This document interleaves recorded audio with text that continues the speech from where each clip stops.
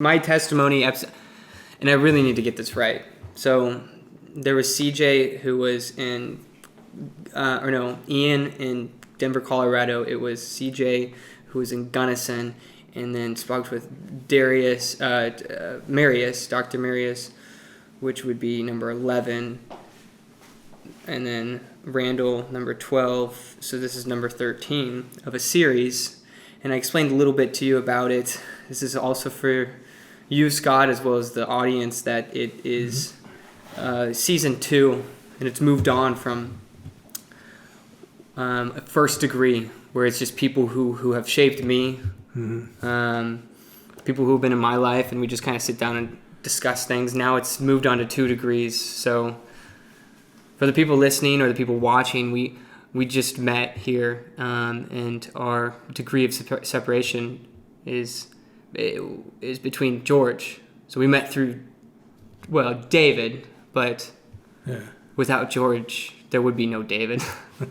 So be sure to subscribe, be sure to like, have comments or what have you.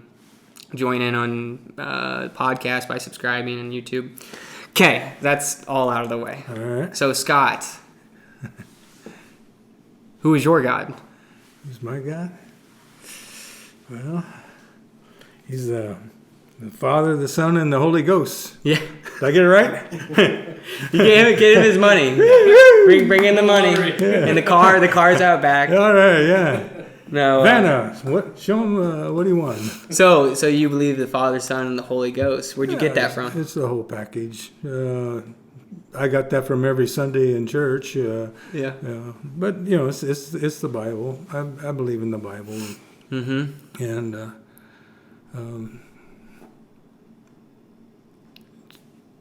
that's all I could say. I just all right, thanks for tuning in to episode 12. We'll see you later. It's nice talking to you. Okay, so you were sitting back there. You already heard how I met George, right? Actually, kind of no. Oh yeah. Through the hurricane or whatever it was. And then he was text. I was on my phone. And he asked me, "What are you reading?" He just knew. I'm starting the more I think about that story, I'm thinking maybe he peeked over my shoulder. He came right up to me like this, but I'm thinking maybe, and this is just an idea, that he came up behind me and looked at my phone and saw that I was reading, and then went around the table and then came up to me and said, "What are you reading?" But I don't know. I'm gonna see him, I think, tonight, so we'll find out if there's any truth in that. But how did you meet George? When he moved up from down south to the LA area, is that where you guys are at? Riverside and something like that. Well, anyway, he moved up and he was a transmission mechanic by trade. And I had a family business, and I was running the mechanical shop. It was like a tire store. And he was looking for work. And I said, well, what do you do? And transmissions. Oh, we don't do transmissions. So we talked anyway for a long time. If you ever had a conversation with George, it's a long time. He just keeps it going and going and going, and you get preached to all the way through it as well. But I enjoyed it. He enjoyed it, and then a little later, he started a auto shop as well, just down the street, and we've stayed in contact, and we're best friends now. He helped me out when I went on my missions trip to Belize, and just how long's that been?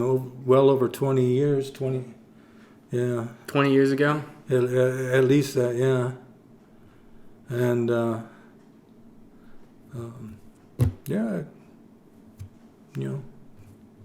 Well, give me the best memory that you have of being with the guy.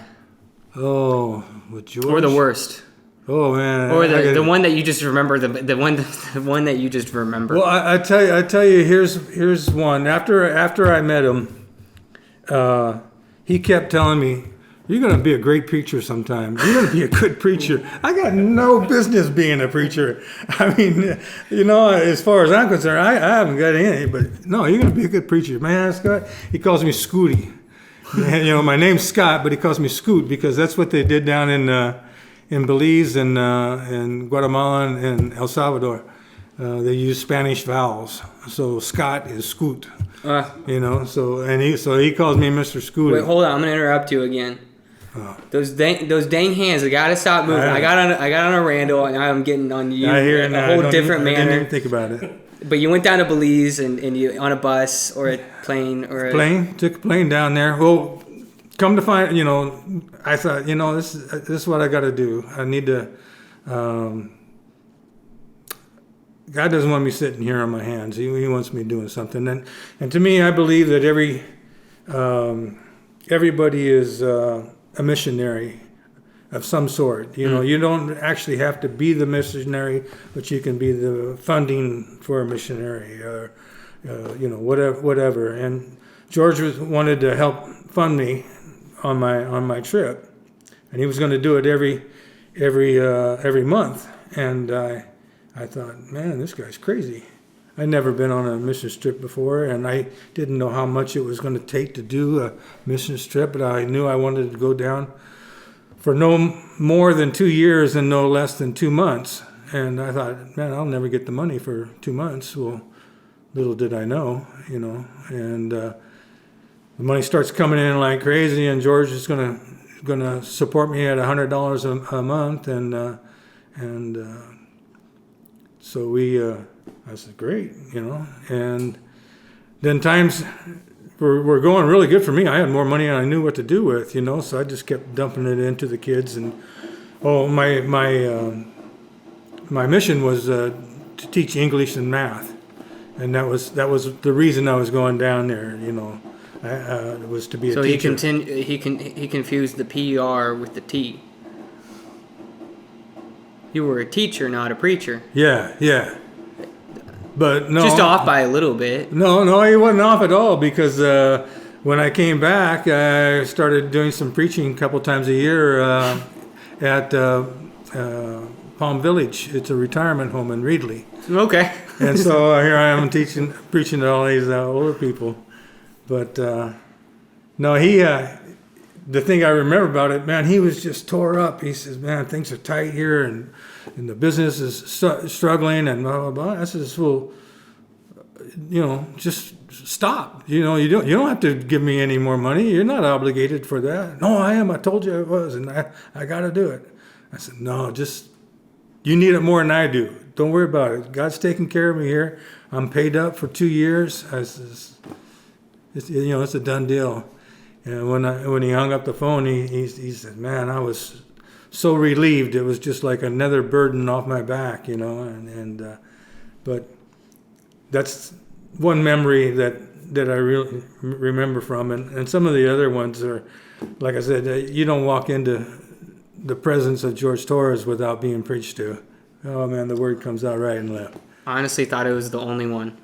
Yeah. I thought that maybe he just was speaking to me. Now I sit down with Randall. I sit down with Scott. That is who he is, and you're telling me he's cheating on me with the wisdom and knowledge that he's got, and sharing it with you guys too. Yeah, there's no way around it. I mean, it's. We went back. I took him backpacking one time. Mm-hmm. He was wanting to go backpacking, so we got back there, and it's in the evening. Campfire, it's just a nice time, you know. And he goes, okay, we got to have a little half-hour Bible study. 3.5 hours later. 3.5 hours later, I told George, I said, I'm done, man. I can't take any more in. I can't absorb what you're telling me. Give me a break, all right? We'll go tomorrow some more. He goes, okay, Scooty, we're good. And but yeah, those are the kinds of memories. A lot of good memories. We went, David, and took the whole family with the.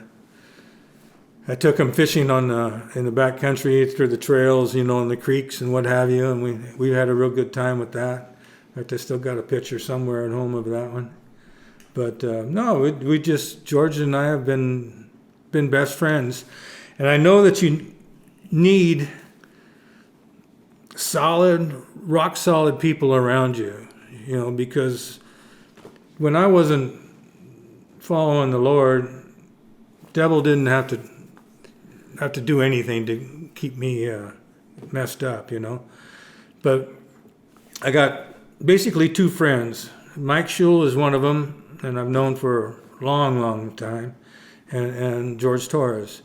And whenever I get all confused or scrambled up on what's going on, those guys are the ones that just hold me up, set me up, give me a couple verses to back up what they're saying and what they're doing, and life is good again. We're, you know, ducks are in the row and we're headed for the pond.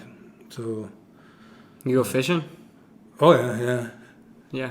I enjoy fishing. In fact, I took, like I said, I took George backpacking, and he caught 10 fish on the first day, and he says, "I've never caught a fish before in my life, never." And he says, "You're magical, Scott." And I said, "No, I just know what to do and what excites him, and I tell you to do it, and you do, and the fish jump on the line." And you ever fish for catfish? Yeah, but no, I'm not a big fan of catfish. You gotta come to Missouri. Yeah, walleye and bass and Oh, trout. all I know is catfish. I fished in the Missouri River, and I can tell you with certainty. Let me just boast in the Lord here. He was in the boat every time I went out there, but I have never not caught a catfish. Going out on Missouri and Grand. The Grand runs into the It Missouri. sounds like me at Hume Lake. Yeah. We had a cabin up there, and every time I went out in the boat on the lake, we caught fish. Every time, no exception. Yeah. From the shore, it was different deal, but on the boat, never went out without catching them. Okay. Yeah. David, with this camera not rolling, if you would just stand behind this one and make sure, because it's fine if you can't see me. I want to be able to see you. Okay. And I'm gonna try to. It's not turning on. It's not turning on? Yeah, at all. It's got a technical. It's okay, because that's why we come prepared. Yeah. How is the provider prepared for you? I don't. That was a really terrible segue. I was trying to take that into, because I see him as a provider a lot of the times. Yeah. You know, I found out that. Notice I pulled back on that. You can touch it. It's just this microphone is so, like, if you were to just, it may pick it up. Okay. And I'd rather be safe than sorry. Yeah. One thing I learned when I went on the first mission trip down to Belize was if I'm doing what the Lord wants me to do, I'm okay. It's good. Yeah. You know, some stuff wasn't all that good, wasn't all that bad, but I was always okay. You know, I mean, I slept in some houses and went to people's houses that had dirt floors, and it was okay. I went to houses that were what do they call that? I can't think of the name. Got black mold? Yeah, well, I got lots of memory. But anyway, Adobe huts? no, it's like government when they send somebody to Section 8? No, they send somebody to like Denmark to be the Representative. representative. Yeah, you know, I can't think of diplomat. Yeah, that you know, they were diplomats' houses. You know, they were gorgeous. Yeah. And but either way, you know, I mean, it was all good. You know, I was there for the kids. The kids loved me. And the reason they loved me was because I was doing what God wanted me to do. And it worked out. It's just I don't even know how to explain it other than I had faith in God, and God did it. You know. Yeah. And so. Do you think that it was the attention that you showed them? Oh yeah, definitely, because you know, this was a community. It was called Armenia, which is like Armenian, And I don't know how I got that name. I have no idea. But it was a little squatters town, and there was maybe 250 kids that were going to school there. Mm-hmm. And Belize is the only English-speaking country in Central and South America. And so I figured with my Spanglish, I could be all right down there. And So you know Spanish? well, that's why I say Spanglish. It's messed up, but I usually, with the situation and what's going on and enough pointing and this and that, I got it You can figure it out. pretty much figured out. How long were you there? 2 years on and off. No, you were there with your whole family? No, it's just me. Just you? Yeah. Did you have family at that time? I had. Do I what? Did you have a family down there? Or No, down no. there, but how old were you? Are Are you married? I am now. Yeah, Okay. 45. I think I was then. Okay. Yeah, it's 45. Basically, I just had the calling, and I said I got to go. Yeah. And so had a family business for 75 years. I told my dad and my brother, I says, I'm done. I don't want to do this anymore. So I went back to school to teach, and at that time, the area around here, the local towns, Reedley, Dinuba, Samager, Selma, Fowler, all these little towns, 23 to 25% unemployment. And when I got back, I says, and the schools were getting rid of all the industrial arts and all the farming and all this ag-related stuff, which is what these communities are around here. And so with all that going on, I said, if I'm going to work for free, I might as well work for God. And so I told this lady that I was real good friends with, and I says, I just feel like I should be on a mission or something, someplace, doing something. And she goes, I'll take care of it. I start in the emails, man. All these different places and things and camps to run and to be part of and do all these different things and then she sent one that I don't know how, like when you get on the computer you go from one thing to the next to the next to the next and you don't know how you got there, but you're there. Well, Yeah.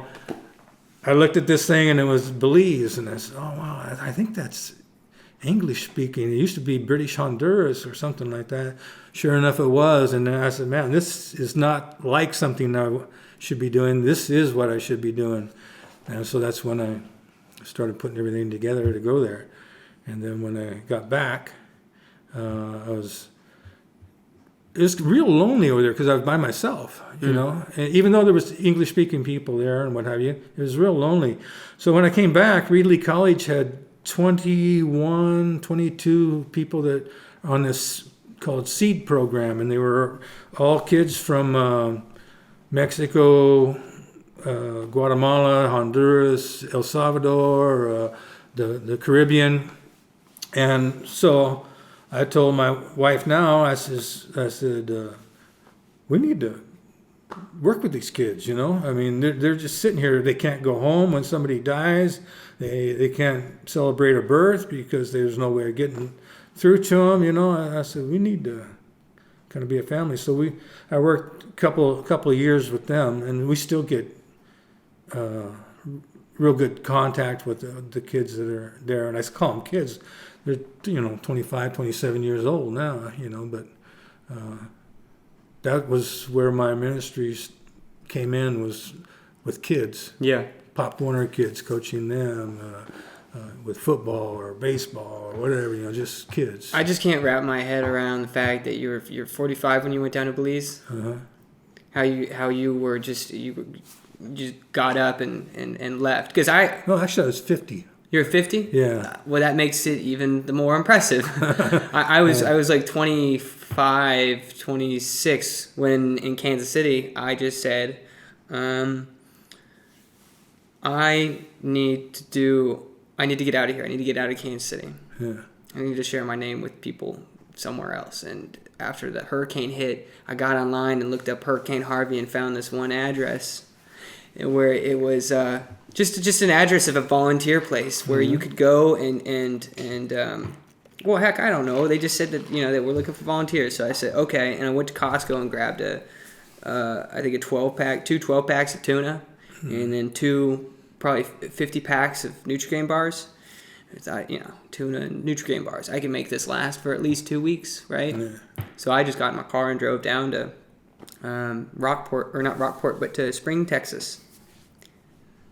That's my story. I was 25. I don't know how you did that at 50. Well, my Because you get what I'm saying. Yeah, yeah. The younger you are, you just get up and go. I understand what you're saying too, because my kids are getting older and they're having grandkids, and it's harder to leave for me to leave my grandkids to go down there, and doing this thing, and so my return trips have been shorter. Basically what they have is a test so that they can make it into high school, and so just like in the United States, English and math is the two hardest things, and they're everybody, including the teachers, the principals, is English second language. So it's real tough, and so that was my goal. The year before I got there, not one person graduated, not one. They didn't pass the test, and then the 2 years that I was down there, we had 27 and 28 out of 30 pass. I feel like that rewards you with a pound or just a. Oh, yeah. Boom. Yeah. So it worked, Yeah. And I'm kind of a comical guy, and I showed them attention, and because they're working for their parents are working for $20 a day. That's $2 a person in their families, for the most part. So they don't get a whole lot of kudos from dad, because he's dead. He's dead tired. Mom's tired and worn out. It's just a real tough life, but that's all they know. So it's not really a problem. They don't think, a lot of them don't think that there's, no harm, no foul. Everything's good. Yeah. But So, where's your ministry today? right now I'm in kind of a lull. I just got out of a men's group, and we would meet once a week, and we were going through Romans, and then I'm looking for another group through that was with another church, and the church that I'm going to now, they're starting to get one going, and so I'm going to get back into that one there. I just kind of enjoy the men on men, group thing. It works good.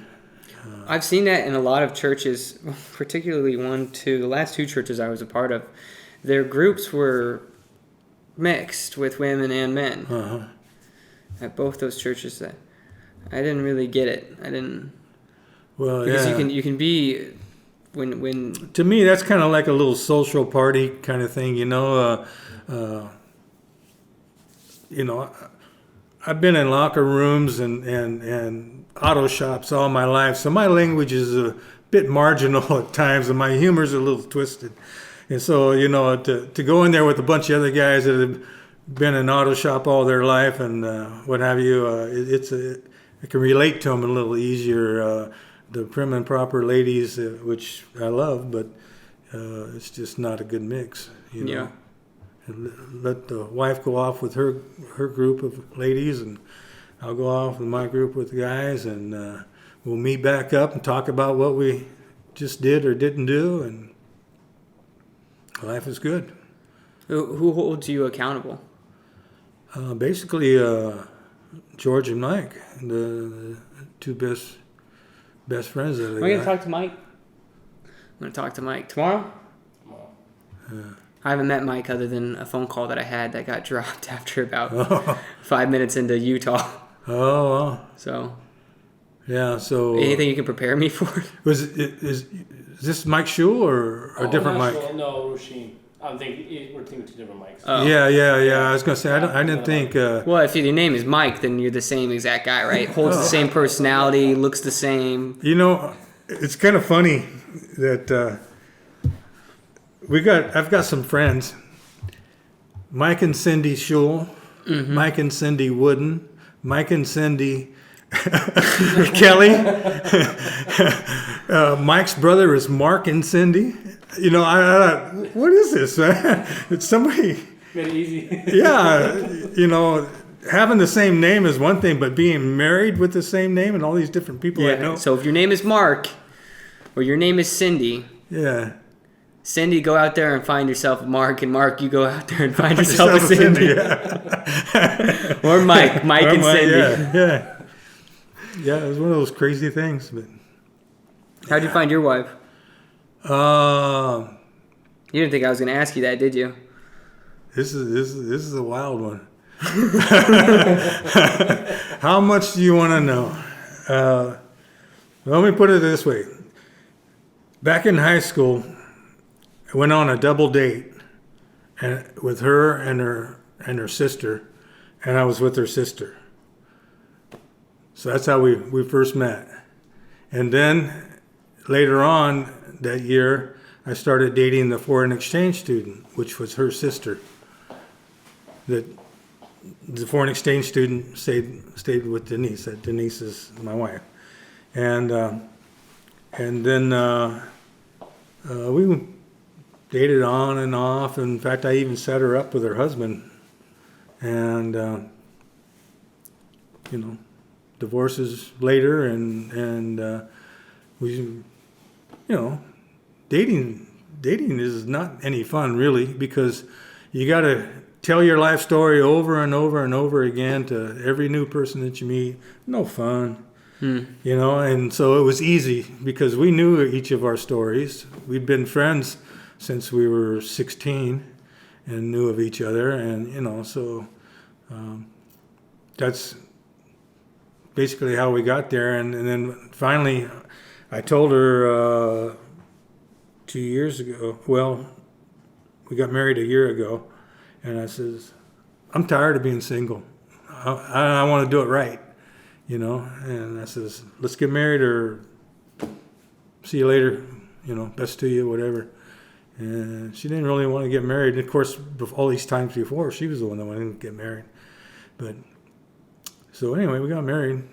And A year ago? yeah, Nice. so life is good. So, Huh. yeah. All the kids and grandkids all call her grandma. And, How many grandkids do you have? oh, man. How many kids do you have? I got a boy and a girl. Yeah. The girl has 2 boys. The oldest is 8, and the youngest is 4. And then my son has 3 girls. The oldest is 5, 3, and 1.5. And what are their birthdays? Oh, I don't know. We just had one, and one's coming up, man. I'm kind of like, you know, the kids are here, so they obviously were born, so Yeah. we're all right. What have I because I know kids teach you, having kids teaches you something, but what did having grandkids teach you about You know, that's actually my mission field right now is my family. You know, and it really bothers me because I could go all the way down to Central America, 3,000 something miles away, and present the word, and people take it, you know, and they accept Christ. And here I am, and my kids and my grandkids, I can't get them, you know. You know, and it's almost, I know I'm not supposed to do that. It's like a personal thing, but you know, it's not, but it is. You know, Yeah. I want my kids with me. You know, it's a package deal, man. You know, come Sure. on. So the oldest ones of the biological kids just turned 8, and he's doing catechism. His dad's side of the family is Catholic, so you're going through that. So they're getting some training at least. And then I have from a real short marriage, twin granddaughters who both of them got scholarships to Oregon Tech to play baseball, softball, and they're seniors this year. And then they have an older brother who's living up there in Oregon as well. And then I have a grandson who's living in Clovis, and really, really good athlete. And plays football and track. And Did you play football and track? yeah, Were you an athlete? yeah. Were you any good? Yeah, I can say it because I was. Yeah. You know, I mean, in my family, if you didn't do sports, you weren't part of the family. You know, that's the way we grew up. You know. Did you grow up playing baseball and reading your Bible and going to youth group? No, Did you grow up playing basketball? no, I guess I could have followed that one. You go. Not me. here's the way it came down the pike. Grandma and Grandpa McCormick scared to death of walking into a church. Mm-hmm. Grandma and Grandpa Jackson, very, very religious, read the Bible, went to church, sang in the choir, did all the stuff that was needed to be done. They did it. And so here I am in the middle of the two, and I'm kind of bouncing around as to what's going on. And about sixth grade, I started running around with the preacher's kids over at the Full Gospel Church. And The PKs. and they were a definite PK. Yeah. They were on the wild side. And all this time I'm looking, but I'm just not really finding, boys, campus life and all this stuff is going on, and going to the things, but still, living like there's no sign of, Christianity in me. And then finally, about time to get married, it was like, need to straighten up here, and I thought that I was going to be okay, but I surely would hate to think that the way I was going to get into heaven was because of what I believed back then, because it was pretty messed up. Mm-hmm. I mean, there was very little in there that looked like the Bible, but You're talking in your brain? yeah. Yeah. And then, like I said, the worst possible thing that could have ever happened to me was divorce. Yeah. And wife told me I want a divorce. And I said, no, man. Was that the worst possible thing or the best possible thing? Well, this is when God comes in, because it was the worst possible thing and it was the best possible thing at the same time, because it made me realize that in fact, I even brought it. They always say that you should have your, what do you call it, how you became a Christian. Yeah. So that was Yeah. And I says, I even got it written on my youth football thing because I was writing it down. this was a long time ago. Yeah. And, it's a little misspelled, crossed out things, but it meant more to me because this is what I was doing. Anyway, here it says, I achieved everything I ever wanted. I had an enchanted life. Everything came right on time, just as planned. And then about at age 35, I was losing everything of value in my life. Severe depression and heartache. Unable to think and work, I was without hope. I was ready to die. Then I got into the fight of my life with God, and when I shut up long enough to listen, He told me to give up. Give up on... It's amazing how things can come back and you just feel the same pain, the same joy. Here it is. Anyway, give up my way of life and follow His. I accepted His plan for my life. I had become a diplomat for the kingdom of God. I was handpicked by God to lead people to the kingdom through Christ Jesus. And with my help and God's plan, I can do what I was born to do. Sincerely, Scott Jackson.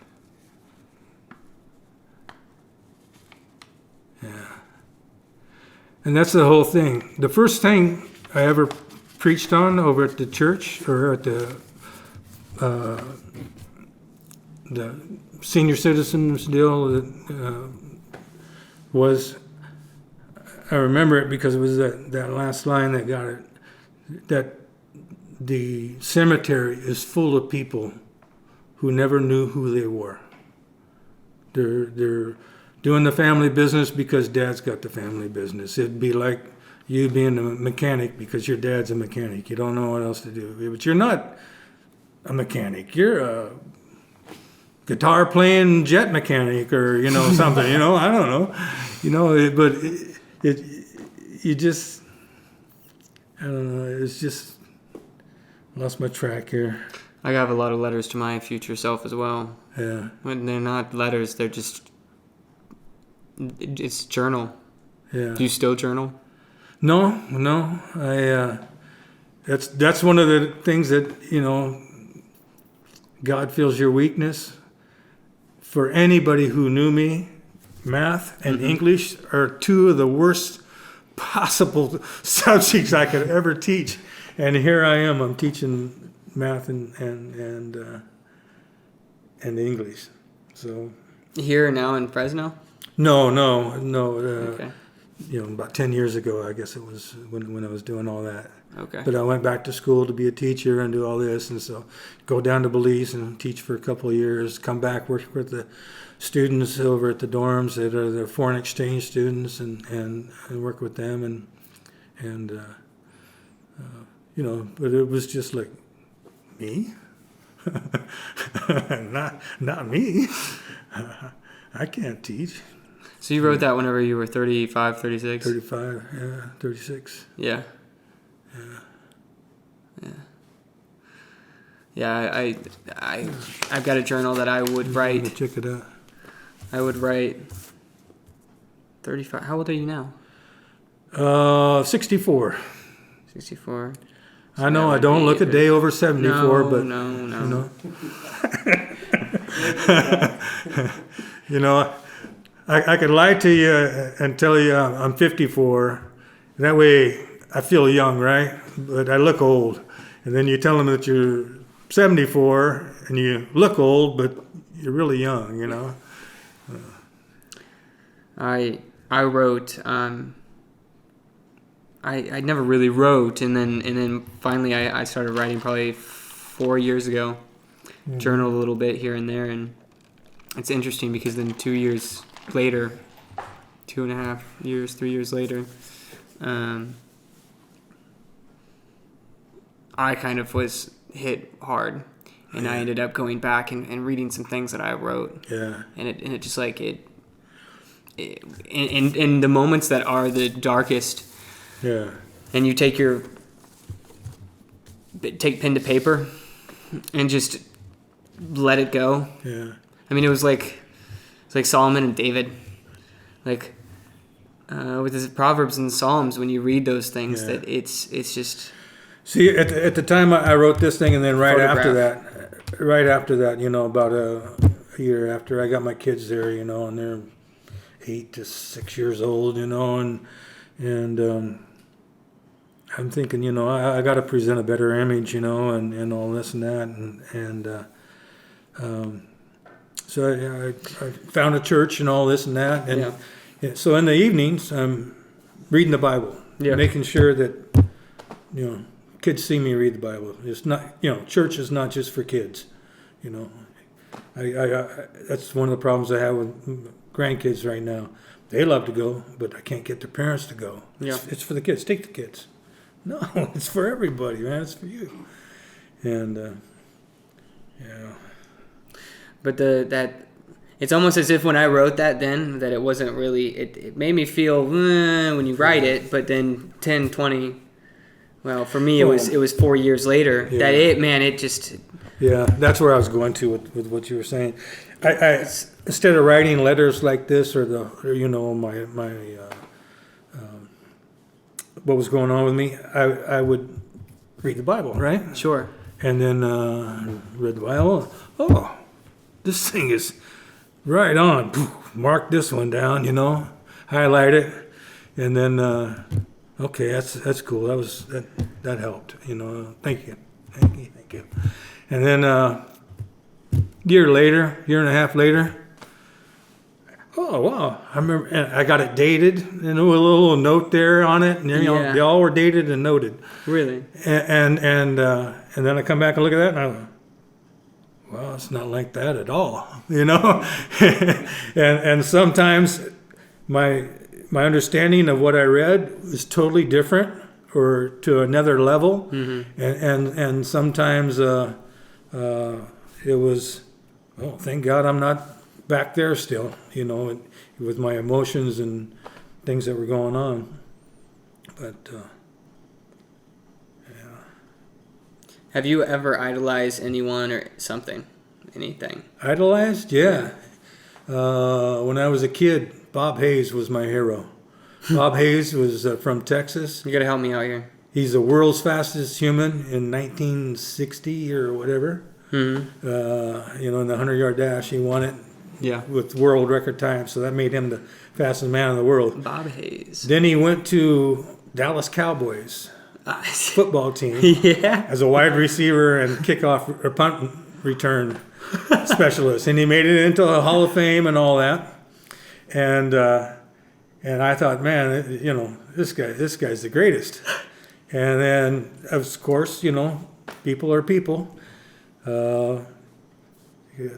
They're saying drugs are involved, and different things going on, and then I look at other people and other sports, one of these guys just got 330 million. Yeah, Are you talking about? the baseball player. Yeah, Derek Yeah. or Alex Rodriguez. Yeah, he's one of them, and another one just did the same thing for 330 million. More than a million. $250 million plus Yeah. to play a kid's game. I said, man, I'm in the wrong job, I think I had on the chopping block for questions. If there's anything you regretted in your life, but it sounds like it was becoming a Hall of Fame football player. Yeah. Is that something you regret? Did you when- see yourself doing that? When I got out of high school, I was kind of tired of sports and what have you, and I just didn't much care. I was starting to feel that way. And then in the City County All-Star game, the very last play of the game, I went in there kind of halfway. I didn't go hard to make the tackle. And my dad always told me, he says, don't ever do that. You go full blast all the way through because you'll get hurt. Sure enough, the last play of the game, I thought, hey, we won it anyway. I separated my shoulder. And after that, I said, nah, I don't want to play. And then so I sat out a year, and then I came back. And you got a trophy there, huh? Yeah, my rotator or my labrum. Yeah. We got two screws up in there. Yeah. You too? Did you? No, have surgery? they told me, he says, you can go without it, but basically they're just going to screw these two bones together, So I thought, well, I'm done with football, so this shoulder hangs an inch and a half lower than this side. So. I mean, is it your labrum or rotator cuff? Are you able to? No, it's the collarbones. There's two bones that come out like this. Yeah. No, that one's this bone is messed up too. Yeah, it I just this pulled them apart, Yep. and so my arm went down like that. Yeah. Okay. Yeah. So I think that I probably had a tear because the first time that I broke my collarbone was playing football. Yeah. Running you remember the rabbit drill, Mm-hmm. where one guy, it'd usually be the fastest guy on the team, would get the ball, and it wasn't the rabbit drill, it was something else, but you'd run around like this, and basically they would let you go, and then you had to diagonal run towards the player. Yeah. So that you could, and usually the bigger guys were right here, and then the faster guys would go out as far as here, and they would try to catch them at that diagonal run, Yeah. Somebody came up behind me, and we weren't wearing pads at the time, and they pushed me. Later, I found out that it was actually someone pushed them, and then another person pushed them because nobody wants to take the blame. Yeah. It found out that it was the original person to push Zach was another Zach. Now it's just becoming a really confusing story. Anyway, I went up in the air and came down, and my head went this way, and my shoulder went that way, and I just heard it snap. Oh, yeah. And that was my football career. that was my football career. You ever play soccer? No, unfortunately, we didn't have soccer here, Yeah. or I would have been thriving at that. I love soccer. Yeah. I mean, even to this day, but there was no soccer around. There was no leagues. It wasn't in high school, in the schools yet. Yeah, I probably wouldn't have even played soccer if that wouldn't have happened. I didn't play football that year, so I ran cross country. Cross country guys talked to me about playing soccer, or we just do pickup games outside, and then I thought I can do this. Yeah.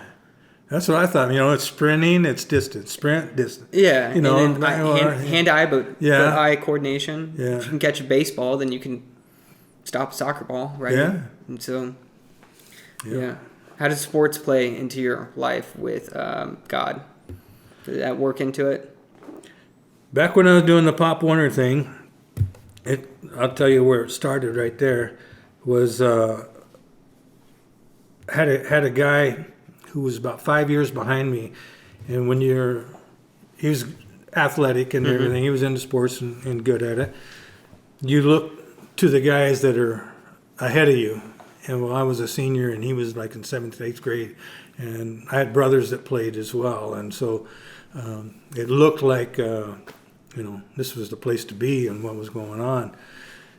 Well, anyway, we all grow up and come back around to Pop Warner football, and we're coaching 13 and 14-year-olds. And practice is about over, and he looks at me, and I look at him, and I said, oh, here's something's going on, man. And he says, should we? And I said, if we're going to do what you think, I said, yeah, we might get in trouble for it, but let's do it. And he goes, okay. And he says, all right, just to let you guys know, God has taken care of me from day one. In fact, before it. And he says, you ask Coach, he's probably done the same for him as well. And I think right now is a good time to thank him for you guys and the games that are coming up and the practices and so he says we're going to pray. And so he started off praying, and then I finished up. And he says, next week, if one of you guys want to pray, it's open to you. And so the next week we had 2 kids that wanted to do it, and you could tell that they had some religious upbringing in their family. And I told Art, I says, if we can get just a few more into this thing, it'd be incredibly successful as far as I'm concerned. And end of the season, we had 22 or 25 kids pray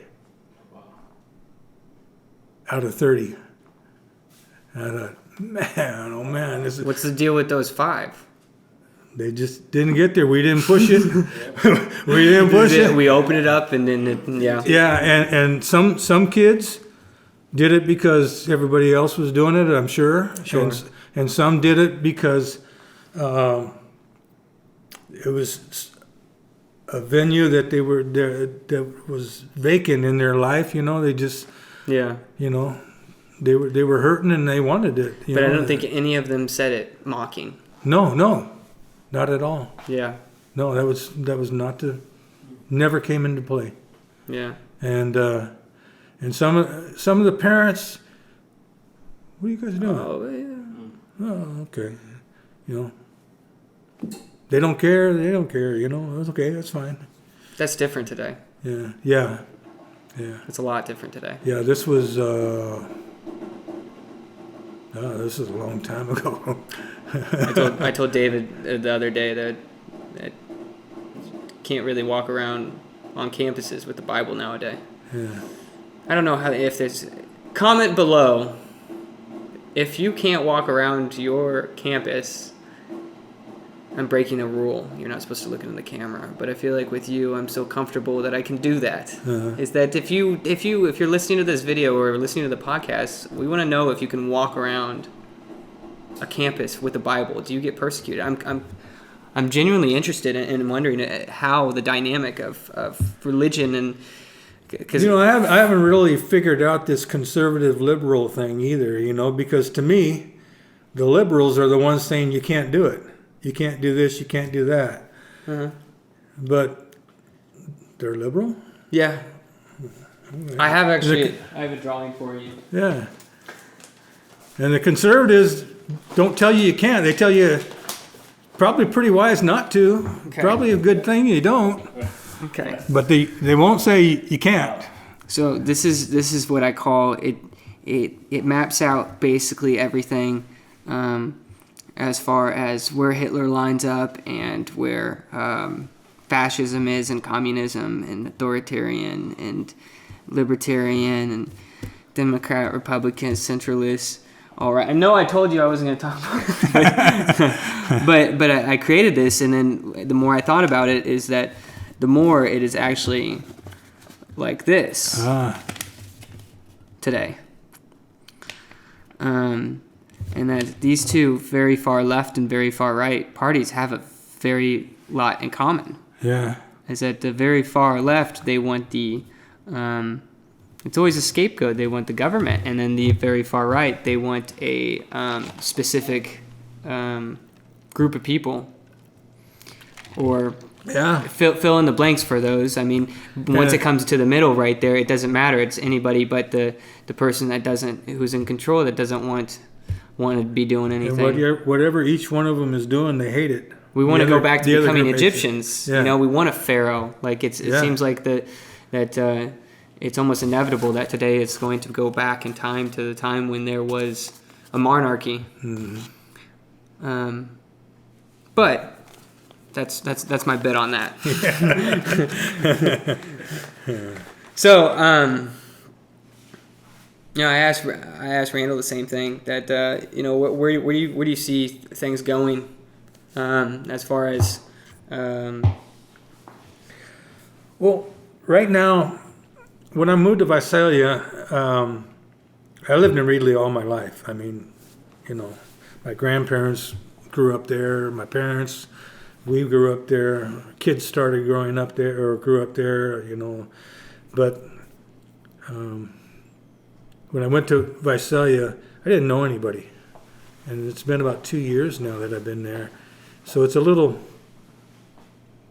taken a while to get friendships and acquaintances and what have you, and and get the word out there.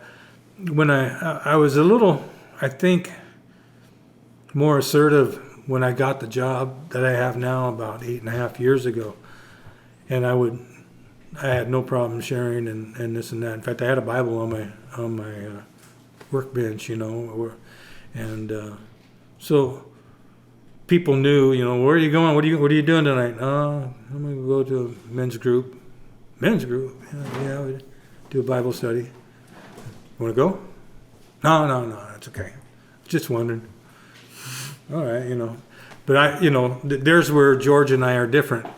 I'm a soft sell. He's, kind of going to hammer it home. Well, what are you going to do instead? What you said you're just going to go home. What are you going to do when you get home? Yeah. Well, what good's that? You're going to go watch TV. Well, why would you watch TV? Why don't you come to the Yeah. I know. Yeah. We know him. Yeah. You know your dad? Yeah, Maybe there's one he'll play time. a devil's advocate on you, and just keep going, Mm-hmm. Yeah, that's one of the little cute, loving things I love about him. I've never heard it described in that manner, but I know what you mean. Yeah. Well, that's what makes him him, Yeah. Exactly. Yeah. So, I guess you're gonna dodge my question like Randall did on the future. I want to know the future. You look like My you have it future? in the. No, you have this like. I'm on a teeter-totter right now because here's the bad thing. I really enjoy doing the preaching thing You're still preaching. occasionally. Yeah. But the last time I did it, it was real difficult for me to keep the words and keep everything in line, because Alzheimer's and dementia is real big in our family, and Alzheimer's and dementia are hereditary, and I'm showing signs of it, and which is real scary because I don't want to die that way. I watched my dad do it, and I don't want to do it. And I'm watching my mom do it right now. She can't hardly talk or move around or anything. She's in the very end of it. But to be able to keep giving the word, when I used to do speeches, what have you, I'd have 5 lines, boom, boom, boom. They're just topics, and that's all I needed. Yeah. Just a reminder to get to the next. And this last time I did it, I pretty much had to write it out and then memorize it and then try to, present it in a way that I'm not, Yeah, I don't going like like those that. bad. No, nobody likes those don't do passages. that. Don't do that. I'm not doing. I don't want to do that. So, still planning and going on groups and what have you, talking to people. Just this area that's right around me, this big. Yeah. This is heaven, and it's my piece of heaven that I'm supposed to be an ambassador to. That's my country. Right? Heaven's the country. That's where I'm supposed to be. I'm in charge of it, and I need to get the word out there. Whenever anybody comes in, I need to talk to them about it.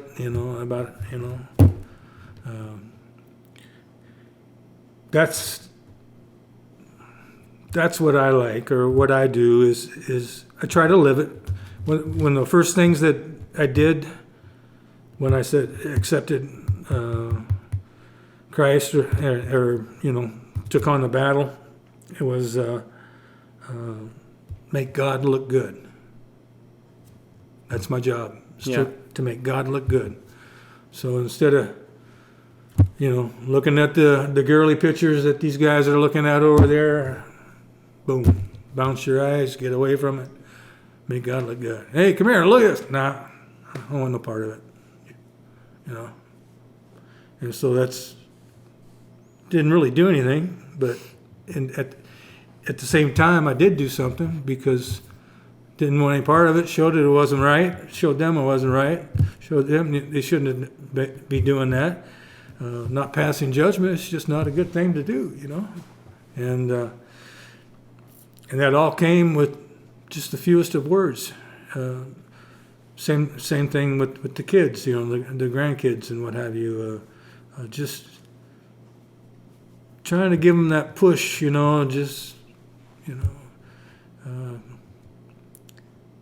heard the thing that Americans aren't really good at heavenly things because we're cows.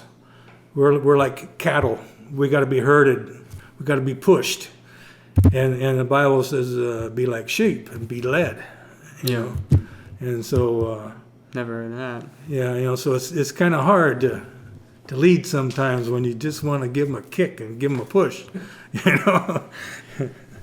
So, but that's where I'm at. There's some groups. I got a 1966 Buick Skylark convertible, and George has done a lot of work on it for me, and that's going to be my next play toy. I take it to car shows and what have you, and there's the open door. There's I make it available to People to speak to. yeah, People to to talk share to, with and lo and behold, came up in the conversation, and that's what I do, is I try to make it so the door's open, but you gotta say, hey, can I come in? Mm-hmm. And when you do, then the door's open for me, and I can hit you with both barrels, and it's legal, but I can't hit you with both barrels when you're standing outside the door. God bless America. Yeah, so that, those are the ways that I kind of do it. The kids in El Salvador, I still try to keep touch with them, keep them on track and going forward and spreading the word. And one of the kids married an American gal from Tennessee, and I thought, oh, he's smart. He got his meal ticket, he didn't have to worry about living in a third world country now. And last week, he sent me a letter on the email, and he's married and adopting 3 brothers that are 8, 9, and 10. And got a wife that's involved with the other kids and ministries, and it's like, woohoo, home run on this one, And then some of the other kids, they go back home and it's back to the same old thing. Yeah. 13 years old and pregnant, working for $20 a day. It's just, no. But there's some that they get it. So. And they run with it. Yeah. Yeah, in this particular one, they did. They ran with it real well. So partially why I kind of set up this, or why I think that what I hope to come from this is that, and I've shared with a lot of people why I do this, and I keep finding more reasons why to do it. Mm-hmm. Where my heart's at on it, and what the main reason why I do it. But one of those other things, and that's in my palm right there. But there's all these other things, and one of the things is that what sparks my love for the idea of doing something like this is to in 100 years, in 200 years, or however long the internet lasts, this will be available. And it wasn't until I was probably 25 that I realized the lineage of this is way more than just. I think it takes definitely after 18 to really recognize. For me, it was 25 to recognize that life is much longer than 25 years. Yeah. That your parents have been on this earth for longer, and your grandparents, they're far longer, and then their parents, and it's way bigger. And Yeah. it wasn't until I was probably 25. So then one of these things that hits me every time I think about doing any of these sit downs with folks is that what would you want to share with your grandchildren? Yeah. When they're 35 and they get divorced, Yeah. or when they're Well, 60 years old. I can't and tell them much about sticking together. They need to go to talk to George or Mike about that. But I can tell them everything they need to know about divorce. I was thinking about doing this and this and this. Oop, bad move. That ain't gonna work. No, you better find something else. What? I don't know, but that ain't gonna work. And you talk about that lifeline. I remember I was a teenager. I was working in the tire shop. It was our business. And this guy came in there and he was making conversation with me, and he looks at me and he says, "Do you know how old I am?" I said, "No." "But why you ask?" And he says, "Because I was born in America before America was America." And I went like that. What? And I said, "So what, you were born in Arizona?" And he goes, "Yep."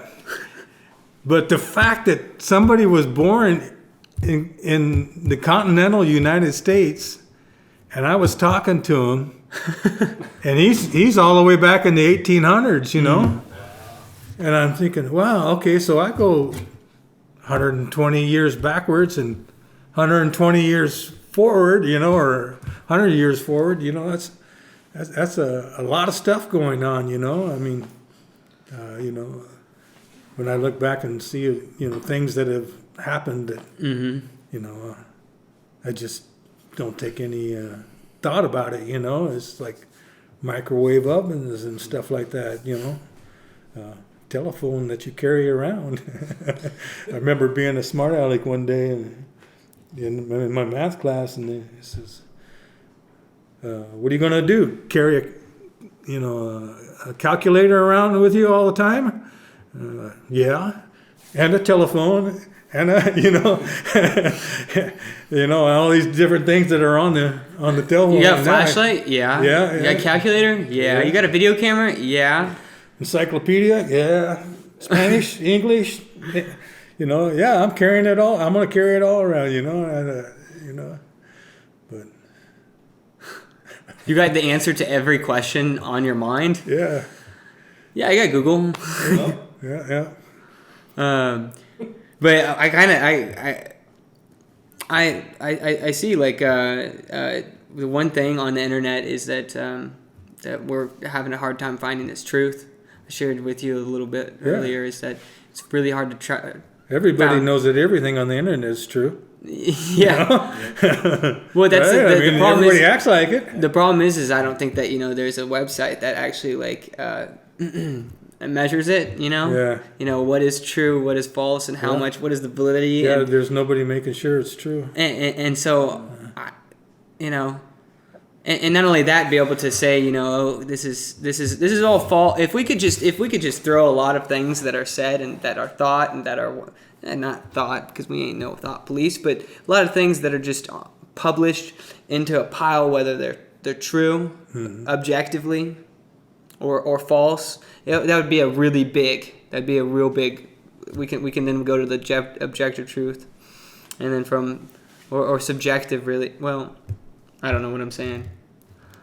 Other than I see the words that you speak and the real experiences that you've lived as a drop of. Well, I'll tell you what I tell others is that it's a island of reality and a sea of diarrhea or an internet of diarrhea. Mm-hmm. It's this little island of reality, and for you to speak, you're kind of waving this flag around saying, this happened, and but I don't know. I got one on here. I'll tell you, it's been a real blessing for me as far as spreading the word. I'm into motorcycles, and I got what's known as a crotch rocket, right? It's one of those ones where you see the guys laying down, and it's like I know what a crotch rocket. I'm just trying to between their imagine legs, you yeah. on one. Yeah. Well, yeah. You ride it here? No. No, unfortunately, it got totaled, and that's where this comes in. I drive from Reedley to Visalia to work every day, and this one particular day, it's 25 miles each way. This one particular day, I thought I'd go down this road because there's less traffic, and I don't have to worry about anything. Well, as I went down the road, I saw a car coming toward me, and I was doing 55, and I thought, he's starting to drift over the white line. And I went, oh no, another close call. So I start to back off the gas and blah, blah, blah, and he just keeps coming. And oh no, now I know I'm going to get in a wreck. And it's coming. There's no way out of it. It's coming. And I got the brakes on hard. I'm starting to slide sideways and lay the bike down, but the last place I want to do is go underneath this guy's car. So I let off the brake, bike straightens up. I try to jump because I'm going to jump over the car now. Didn't quite make it. And I hit the guy's car, bounced off the back, landed on the dirt in the orchard.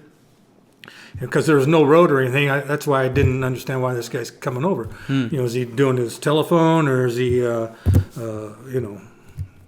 daydreaming or something? What's going on? But anyway, like when you're in a hallway and you meet somebody and you both do this, you both move the same direction, same way. Well, that's what happened, and I hit, and I flipped over the car and everything, and I popped up, and I went, you're kidding me. That was my first word. He says, "You're kidding me. I'm talking to God now." Wait, you're telling me that you were the guy that landed on the car, Uh-huh. and then the car kept going while you were on the car? No, Okay. no. Okay. I went over the back of the car. Okay. I came out of it unscratched. 55-mile-an-hour crash, left-hand turn, death. That's a suicide deal. The only other one that I see people have is you make a left turn or somebody pulls out in front of you. You know, there's no time to stop. But anyway, I got this and I'm looking around. I look at my bike. Bike is totaled, totally totaled. Mm-hmm. There's not a straight piece on it. I look at the guy's car. It's totaled. The grill, the bumper, the fender on the right side, the windshield, the hood, the top of the car, and the left rear fender all have dents in it. And I'm walking away from this thing. I said, that's a God thing. Like God just grabbed you and put it down. Just kept me protected all, the whole way through. Not one scratch, nothing. Why do you think he did that? Why do you think he? He ain't done with me yet. I got work to do. In fact, that's what I put on my post. That says, 55-mile-an-hour crash like this, the guy turns in front of me, I should be dead. No doubt about it. I said, but God's got more work for me to do. And that's... How old were you when you got a crotch rocket? It was 4 years ago when I crashed it. So I was 60. See, I'm opened up to a whole different... I told you I was from Kansas City. Yeah. There's just not a lot of people over the age of 40 that get up and just go down to Belize. There's not a lot of people who are... Well, there's not a lot of them here either, really. Okay. I met you. I met Jay. Jay surfs and he does these all... Well, I guess Jay didn't really... He's another gentleman that I sat down with, but... There's where part of my ministry is. It's in athletics. It's sports. It's hanging out with the guys. It's being absolutely nuts. Yeah. Yeah. You're a risky guy. It's fun, I mean, it's exciting. If you can't have a good time at it, why do it? Yeah. If I can't have a good time going down to Belize, why do it? Okay. Well, let's up the ante. Let's go to El Salvador. That's a scary place down there, But there was 4 kids from Reedley College that I became friends with, and we went down there and spent probably about 4 days each with each one of them, and down there for 2.5 weeks. And I remember getting out of the car, telling the one guy, hey, we'll see you later, man. Thanks a lot. And the gal, one of the foreign exchange students, she's riding shotgun, and she goes, Tio, cállate, Tio. She's telling me, shut up. And I look around, and she goes, don't say anything more. No, get in the car.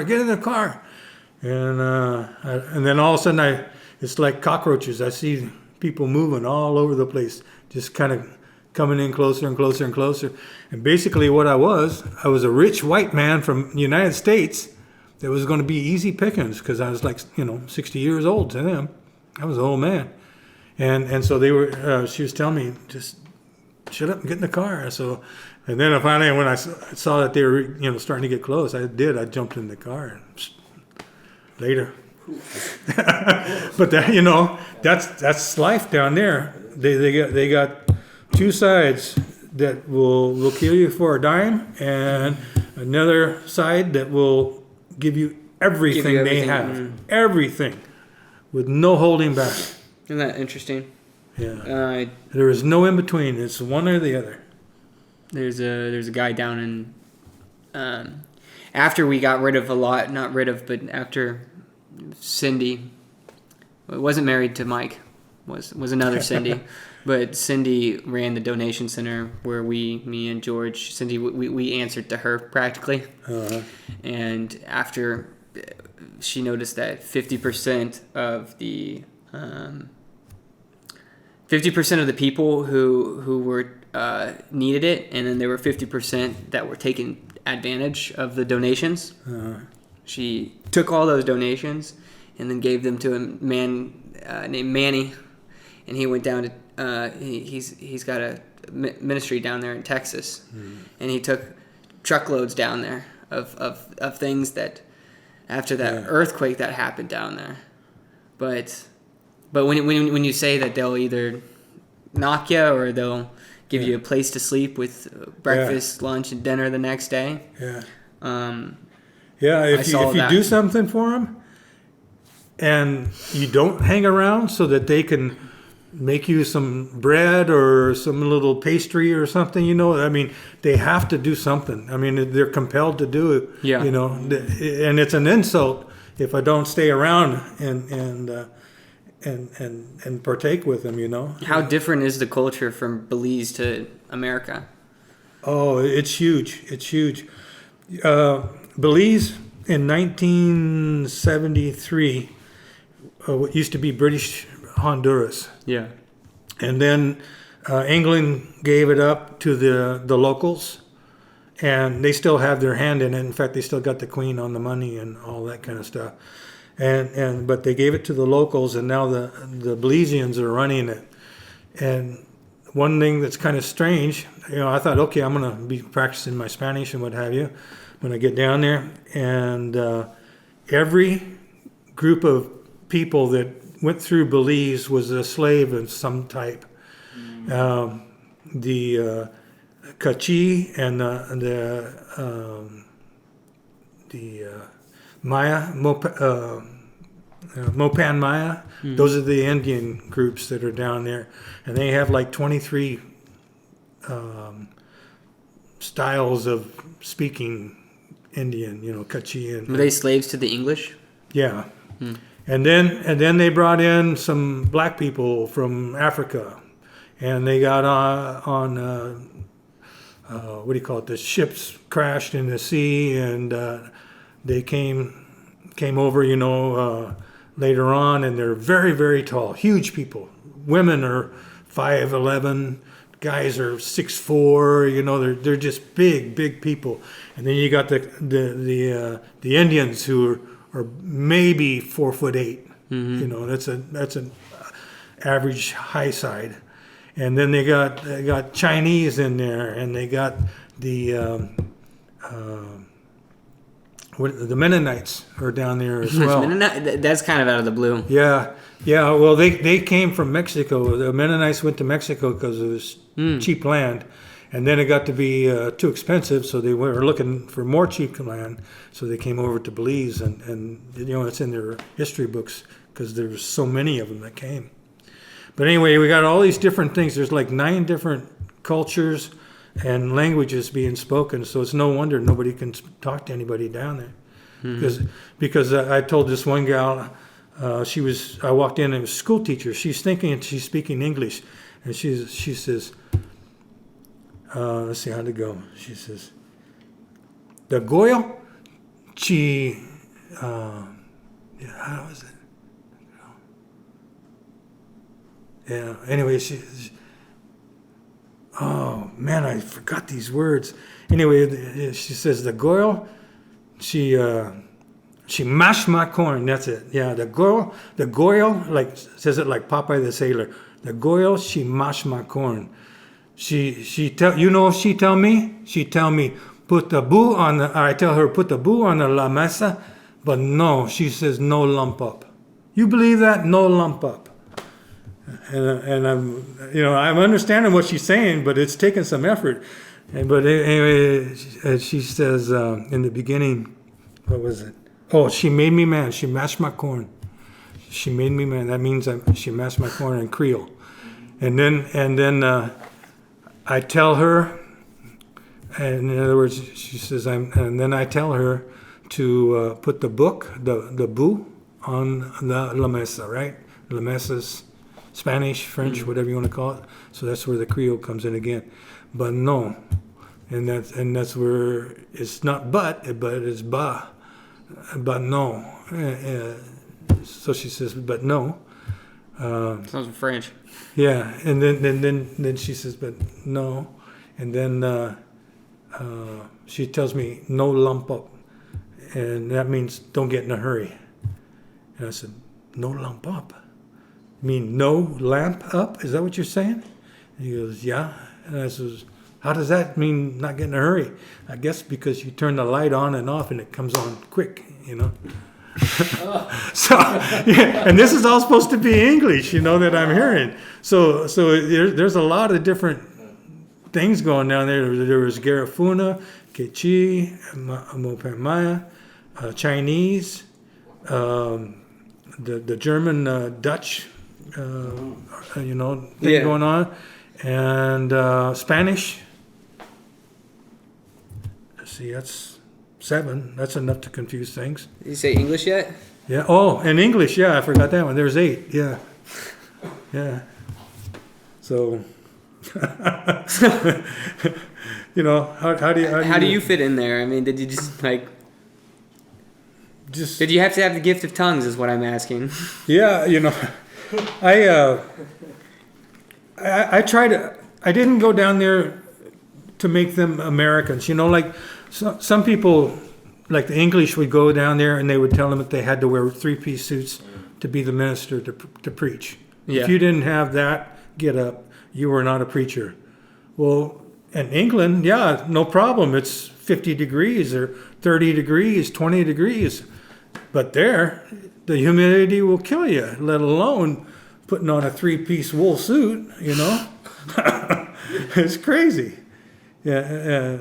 Did you wear a suit down there? Me? No. No. I Flip flops and shorts. barely made it past flip flops. Yeah. Yeah, I had some tennis shoes that I wore, and that was it. I didn't, no hiking boots, none of that kind of stuff. Yeah. That's it. Yeah. The sun is down. I'm about took, man. It's been a long. You know, I drove 20-something hours to come here and speak to you, and Yeah. it's worth and Randall and all these other guys. It's So you just got in today? no. So I got in about 2 nights ago. But it's still it's a 2-hour difference. And then when I got to Denver, Ian, we stayed up till 4:00 in the morning. His girlfriend dumped him, so he goes, you know. Yeah. So I said, okay, all Digging right. up the pieces, huh? Yeah, we'll go out, and we came back and we had to talk about it and stuff. Yeah, I think he's a strong guy, but he'll get over it. I only say these things because I know he's not going to watch this.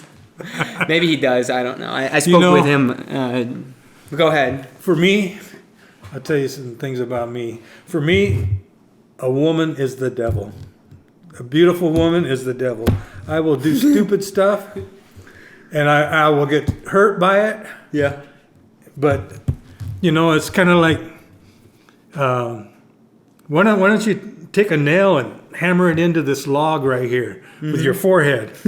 Go ahead and do it. No, I'm not going to do it. That's stupid. Some good-looking woman comes by.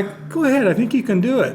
Next time you see me, I got a Band-Aid on my forehead, you know? It's like, what the heck? What's going on here, you know? Yeah, but that's where I find my biggest problems are, right there, you know? A couple divorces will prove it. So you've had 2 divorces? Yeah. Man. I was married to the kid's mother, and I don't know. We were just stupid, I think.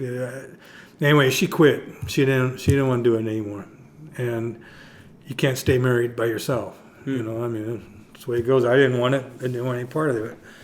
And then I thought, okay, I'll wait till the kids are out of school and maybe try it again. Then this gal came to town and met her. Very nice, beautiful. Husband cheated on her, blah, blah, blah, all this kind of stuff.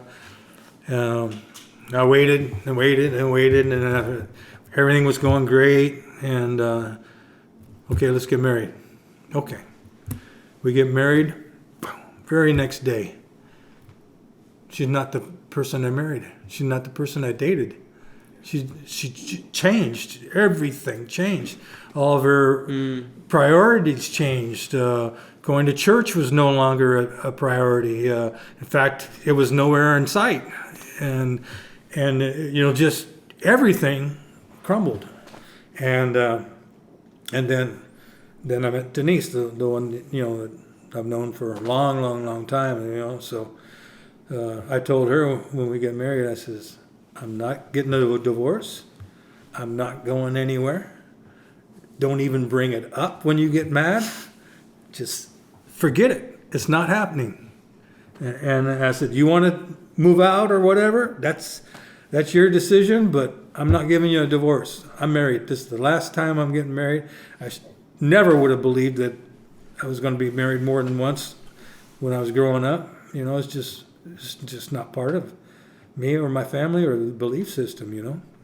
So How do you continue to go back to the Word? how do I? Yeah, after going through 3 divorce, I mean, Well, man, two. I'm still I'm on my third marriage. That's what yeah. I'm saying. I was over here weeping about how I'm like having a hard time forgiving my ex-girlfriend, and you've gone through 3 divorces. I'm thinking to and you myself, know- I'm weeping and I'm crying, but like, You want the biblical side or you want the straightforward side? what do you think? I feel like Hey. I've heard the biblical side. Okay, here's the straightforward side. I like you. I hate what you're doing. I like you, but I hate what you're doing. I like my wife, but I hate that she's seeing somebody else. Yeah. That's it. And the biblical thing is love the sinner, not the sin. Right? Same thing. Also, you can get away with not saying anything biblically orientated, but it still says the exact same thing to somebody who's not a believer, maybe, that will start slowly rolling toward me, because that's me. I got the jig. I'm waiting for that fish to come and grab it, you know. You know, they're hurting. So you're not looking for another wife? Me? Yeah. No, I'm married now. Yeah. I hope I'm not looking for another wife. No, that's just it. I mean, Wait, I want to clarify something. So your wife isn't with someone right now? no, She's loyal to you? yeah. Okay. As far as I know. Okay. Well, I told her, I said, if you cheat on me, I don't want to know about it. I don't want to hear about it. I want to stay ignorant. I don't want anything. You know, I don't want to be hurt. Of course, I don't know where that philosophy fits in with the Bible, but sure. I'll ask. I want. but you know, sometimes you just gotta laugh at things, or else it'll kill you. You know. So you were talking about how you go back into. You read often.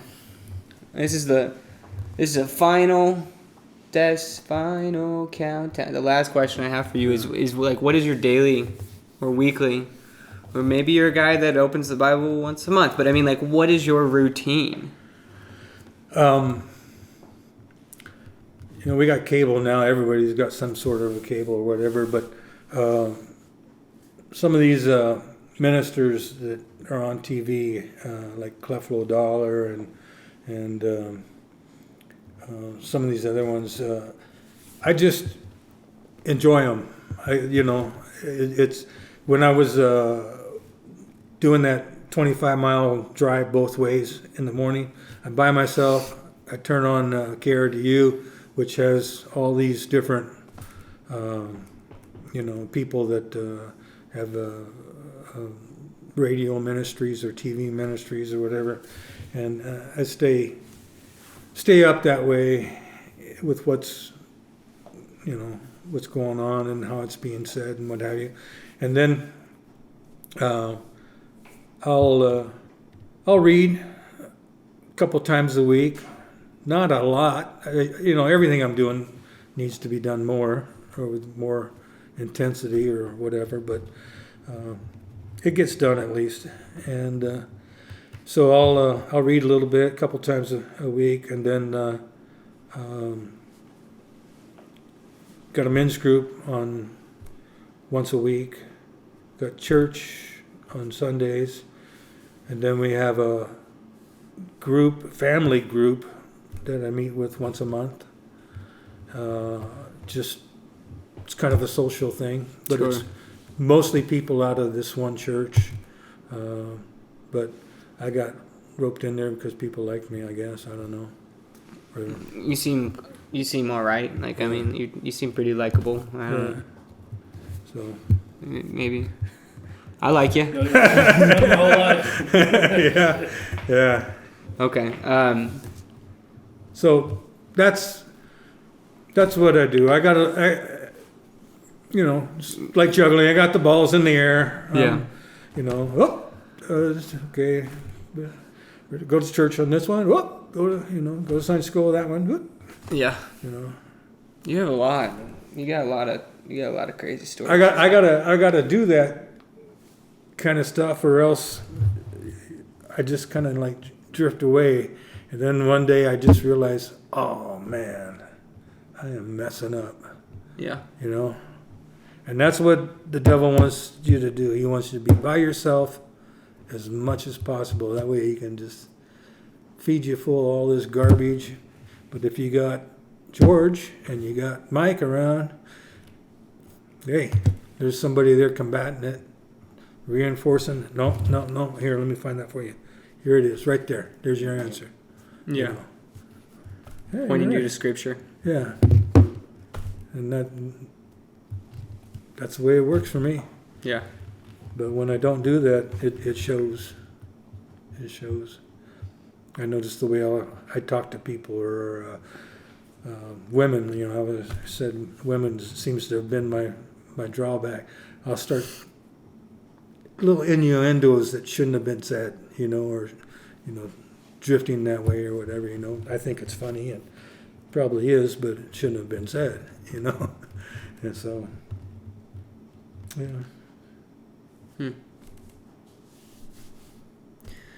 Well,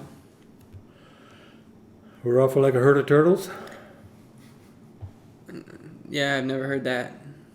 Yeah, Heard of turtles. Turtles are slow. yeah. Yeah. Off like Or like a turtle hurls, or a turtle hurdles. hurdle turtles, or Sea turtles. like a turd over hurdles. yeah, or is it a herd of turtles? Something like that. Yeah. Thank you for listening. Thank you for watching. I added a melody in there. That was weird. Thank you for listening. Thank you for watching. This is Scott again. And Scott, do you have like a email that if somebody hears your story and they're like, they want to encourage you, or they have a question for you, or I don't want to be bothered? No, I've got one. In fact, it's pretty simple. It's Scott Jackson, 21, at face. AOL, Facebook, Yeah. iCloud. No. Oh shoot! This is where the mind goes. It's not Gmail. Yahoo? Yahoo. There.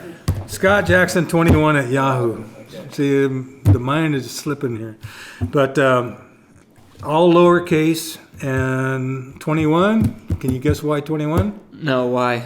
That's my number, my baseball, my football, Baseball number. basketball number, or whatever. I was 21 at one point. I was 21, the number 7 and 8. Yeah. Those were my three. Junior numbers. high, I had 8. Okay. I'm Yeah. hungry too. Thank Alrighty. you. Thank you. Thank Yeah, you nice to see you. so much Hopefully I gave you for sitting down. You didn't give me something anything. that you Hopefully, could I gave use. you something. You gave. I mean, yeah, it's conversation, man. Yeah. It's,